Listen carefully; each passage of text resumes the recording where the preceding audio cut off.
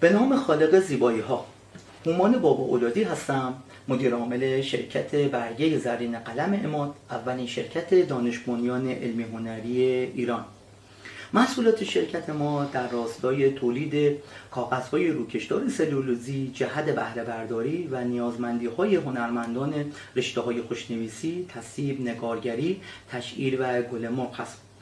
با توجه به صحبت‌ها و نیازسنجی‌هایی که با هنرمندان بزرگوارمون داشتیم، از اصلی ترین دغدغه‌های هنرمندان بزرگوار ما در این رشته‌ها نداشتن و نبودن کاغذهای تخصصی هست.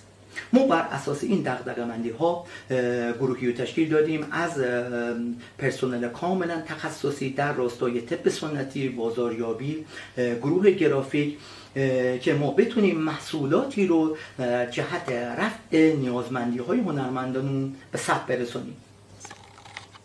خب بر این اساس تیم توسعه و پژوهش شرکت دست به کار بزرگی زد و ثبت اختراعی در راستای فرمولاسیون سازی کاملا گیاهی برای روکشدار کردن کاغذهای هنری نمود. ما بر این اساس تصمیم گرفتیم که ویدیوهایی رو در راستای آگاه سازی هنرمندانمون در خصوص نوع فعالیت شرکت